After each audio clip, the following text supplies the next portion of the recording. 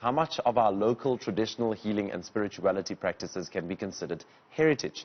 Heritage refers to the passing down of traditions from generation to generation. But ubungoma is a form of ancestral-based healing and spirituality passed down from ancestors to the living through ubis or a calling.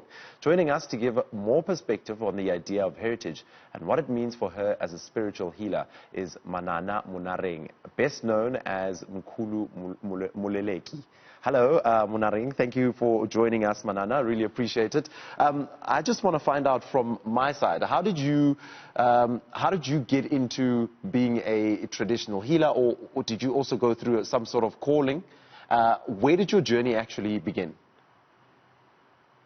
Thank you for the invitation. My journey, I would now, looking back, I believe that it has always been there. I remember looking at pictures of me between 8 and 9, where my grandmother had put beads all over me, and those pictures I could not find understanding of. So that's why I believe it has been there from childhood. In terms of my journey, it started then manifesting a little bit more about 5 years back. I was still in the corporate space, working and everything fine. And things just started to change, changing from my sleep patterns. My dietary requirements were starting to change. There were things that when I eat them, I just do not feel well. I'm like most of the people. At first, I was in denial. So I sort of told myself, it's just an illness, it will pass, until to a point where it just got really bad, to a point that where I had to leave work and just be at home. It was the only thing that I'm able to do peacefully. Then I just had to make the decision, go for training so that I'm able to understand this gift. What is it? What do I need to do? And after I have done that, what's next? Do I go back to my original life, or do things change? And if they do, how so? I want to bring in the aspect of religion here, and I want to know what role religion played in your life growing up before the change from being a corporate to going on a totally different journey. Where does religion come in for you, especially looking at your younger years when you were a child? Like most South African families, I grew up in a very Christian family. In fact, my father is an evangelist. So I grew up knowing Jesus, the Bible, the disciples, and all the other things that relate to Christianity and the Bible as the basis. So to try and understand what I was going through, it was very difficult. I remember being in what we used to call Standard 5. I was ill and I couldn't complete school. I remember my father coming through to my grandmother's house where I grew up, coming with a number of other pastors to come and pray for me. And at that time, we truly believed, you know, even today, there's still other family members who hold that belief. They prayed for me. I got a little bit okay. I had to move from Free State to Mpumalanga and complete my primary studies there. And we sort of believed, okay, it has worked out. They prayed for me. Everything went back to normal up until I was now working. Then Mkhulu came back and said, I am still here. I'm going nowhere. And this time you are taking my calling. And for you, Christianity and Badimo, is there a link there for you? And how does that then play a role for an African person when it comes to heritage? I would say, yes, there is a relationship. But I wouldn't necessarily say the relationship is between Ubungoma and Christianity as a particular form of religion, but in terms of faith itself, that God is the Almighty that Africans used to believe in long before the Bible arrived, long before any other thing that we know and define as religion today is. There's always this misconception that people who are in traditional healing or spiritual healing don't pray, they pray to ancestors, and therefore it is wrong. I'm saying it is a misconception because as a healer, I use plants that God had created.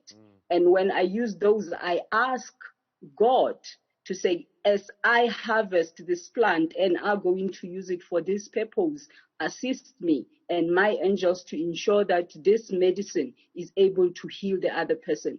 So there is definitely a relationship between Ubungoma or Bunganga and having the Almighty. In everything else, He is always the utmost power that is there. Do you think the Western way of doing things and Christianity and the Bible sort of misconstrued and sort of diluted or changed the way people look at the African side of things, the traditional side of things? Most definitely. If we look at Christianity, they have this concept they call salvation, right? My understanding of this concept itself is that it gives an idea that you need to be saved. You need to be rescued. From what? From yourself? Because, as I said, Africans have always been praying, have always been using herbs, have always been living in a particular way. That everything that we do, our culture, our traditions, the way of life that our own people and ancestors have lived before is how we do things. Now, when you introduce a concept that says you need to be saved from who you are, to be who? To be who the West wants you to be. So it did, in fact, influence how Black Africans or Africans generally, how they live their life, because now we had to look down at who we are, our own culture. We had to look down at the calling itself. In most cases, people would say, they call it madimona, when onalemoya, you know, when people get in spirit, our bodies shake, you start feeling the elders coming and bawapar. And people, when they see that as a demonic movement, a demonic thing to do. So Christianity did indeed look down at our own beings, our own religions, and introduce an alternative that most people had to go and fit into it. And now let's talk heritage. How does this all fit into heritage? How is it a part of your heritage or your African traditions and something that you connect with? As you know, with African culture and heritage, and everything is around oral history. The sad part is that because it's oral, there's not much information sort of documented, as we would say in today's words, that we can refer to. But things that I do today or that I practice is things that many other Africans before me, whether they were healers or not, they practiced that type of lifestyle. So for me, it's really important that as people, we understand who we are and we stand by our own principles. There is nothing wrong. Yes, people say there is freedom and things that people can choose, but let's choose ourselves. Because, for example, people would say when we pray, we call on people that are not in the Bible.